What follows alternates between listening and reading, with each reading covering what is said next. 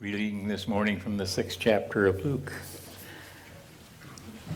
Verily I say unto you this, love your enemies, do good to those who hate you, bless those who curse you, pray for those who mistreat you. If someone strikes you on one cheek, turn to him the other one also. If someone takes your cloak, do not stop him from taking also your tunic.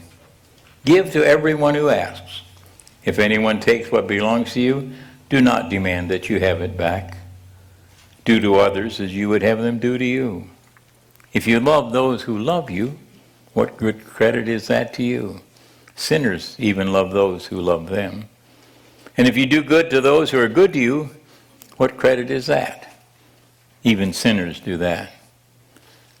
If you lend to those from whom you expect repayment, what credit is that? Sinners even lend to sinners, expecting to be repaid in full. But love your enemies. Do good to them. Lend to them without expecting to get anything back. Then your reward will be great. You will be the sons of the Most High, because he is kind to the ungrateful and the wicked. Be merciful, just as your Father is merciful. Do not judge, that you not be judged. Do not condemn, and you will not be condemned. Forgive, and you will be forgiven. Give, it will be given to you.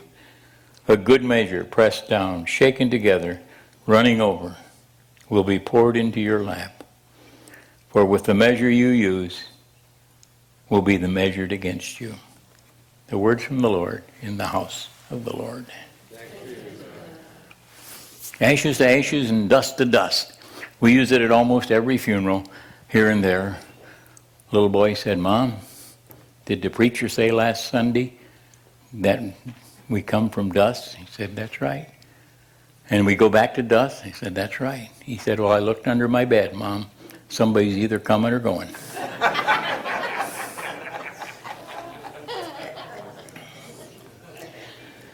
Resurrection is a subject that has been on people's minds from the very beginning, because when Jesus talked about the resurrection, the people expected it to be right now. And then when it was said that the bodies will be raised from the dead, they expected the body that we have now to be brought up with us. And we're reminded over and over again that we are just who we are. We are not the body that we have, but we are the spirit that God has imbued in us. And the resurrection will not be for this worthless body, probably with inflation is now worth about $8, but rather it will be the spiritual body that is raised from the dead. And we become more and more to realize that resurrection will not be all at once. That we will be resurrected as we need to be resurrected by the Christ who loves us. I mean, we have all of this, the literal words in the Bible, when we sometimes forget that almost the whole Bible is written as a long, long parable to teach us about the love of Jesus Christ. Now, we had a concert Friday night, and Ken played love songs. Well, today we're singing love songs. You don't realize when you pick up a hymn and look at the words, and we sing the words, and we don't realize the amount of emotion and the amount of love and the amount of great theology that is written into some of those hymns. But every one of the hymns is a love song to the Lord who loved us enough to give us positions where we are. Joseph had a lot of brothers, one of whom liked him, and the rest of them who didn't, because he was Dad's favorite. Now, I don't know in your house whether there was a favorite kid or not, but in my house, there was little favoritism. We all had to work. And if you didn't do your job when it was supposed to be done, you got to do it some other time, but you got to do it. Joseph was a show-off. He delighted in being his dad's favorite. Dressed up in a fancy coat, went to visit his brothers, who said, Let's kill him. No, we don't want to kill my brother. It's not good even in the Jewish tradition to have the blood of your brother on your hands. That's not good. We'll throw him in a cistern. Now that would be a cavern in the rock where the water would collect in the rainy season. And the only way out was to swim your way to the top. And they decided that wouldn't serve anything except ruin the water when it came. And then along came a caravan and said, let's make some money off the little brother. And so they sold him into slavery. He wound up doing 2 prison terms in Egypt, both of which should have resulted in his death. But God intervened because God had a good plan for Joseph. He had the second time in after he had been accused of rape by Potiphar's wife. He interpreted dreams and became the favorite of the Pharaoh, and he ultimately became basically the ruler of Egypt. And along 2 years later, or several years later, his brothers came to see him. Now, I don't know what you'd do with your brother after all that. But Joseph understood that we all are put in a position where we can make decisions based on his love for us, if we are willing to live in the love that he has for us. And that's what Joseph said to his brother. Hey, I'm not going to do anything to you. Bring Dad down. Bring all the stuff. We'll take care of you here in Egypt because I have power enough to do that. God gives us a power over adversity that we don't even understand. God puts us in positions where we are called upon to make decisions.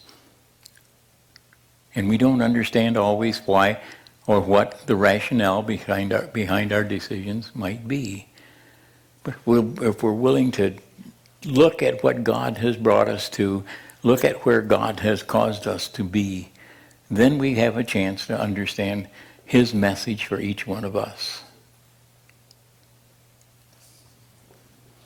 Jesus said, judge not that you be judged the same way. Now, he doesn't say be foolish and make dumb decisions. We have to be discerning. There's a lot of difference between discerning and being judgmental. When I do it, I'm discerning, but when you do it, the question that ends most marriages, does this dress make me look fat? And if there's ever a husband who hasn't learned by now, don't answer that question. Then they deserve whatever comes after that. Judge not, that you not be judged. Love your enemies, and keep them close so you keep an eye on them. But Jesus said to the people, there is no honor, there is no glorification in loving those who love you back. The joy of his concern for each of us, the joy of the love of Jesus Christ in our lives, is the ability to love people you don't even like. Because he loves them. And if they're worthy of Jesus' love, then we're worthy of our love just as well. The resurrection of the body is not the body that we wear as we walk through life. The resurrection of the body is the resurrection of the spiritual body. Now, they've done tests, and they've weighed people who were just about to die, and at the point of death, they do lose some weight. Now, we can say, oh, that's the spirit leaving them, right? We can be pontificating about things like that. But what Jesus did when he went to the cross and came back from death was to convince us, to show us, to make us believers in the fact that we will too be resurrected as he has been. He said to the disciples, don't touch me, or to Mary, don't touch me. I'm still a spirit. He said, don't touch me yet. We will all be in that same position. We will all be spirits if we are raised from the dead. Because the Spirit is what we return home with, not the body that for many of us has betrayed us. The people who have had cancer, who had surgeries, who have all sorts of things go wrong. We don't have to put up with that in the resurrection. We will be celebrating. We'll be joyous. We will be, hey, for a change, happy, with no complaints. Can you imagine somewhere with no complaints? No. I could, but we don't need to rush into a resurrection. Live the life you have. Love the life you have. Do the things that make a difference for you and for the world while you're here, so that when you leave here, you'll be remembered for what you have done, not rejoiced for that you have gone. We remind people often, don't sell it, don't live in what has gone wrong. Rejoice in what has gone right. Don't live in the past because you can't do anything about it. Don't live in the future. It's just a promise. Two men who played golf regularly together said, if one of us goes first, come back and tell the other if there's golf in heaven. Fred died. Short time later, John heard from Fred, and Fred said, John, good news. There's golf in heaven. Your tea time is tomorrow morning at 7. Rejoice in that which is. Rejoice in the love of Christ, because it is. Not it was, not it will be. It is. We can't do a thing about yesterday, yet tomorrow's a promise. But today we can live and love our enemies. Live in our spirit. Live in the life that Christ would have us live. Love those around you without exception. Love those around you without direction. Do unto others as you would have them do to you, not as they have done to you. And remember, the resurrection is the resurrection of the spiritual body.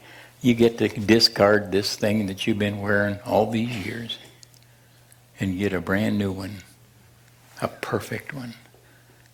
That perfection we have been seeking here on earth will find us when we join him in perfection. Amen. Resurrection. The Spirit will go to be with him who you love. We can waste away the rest of us, content that we will find peace. Peace. Peace. Amen.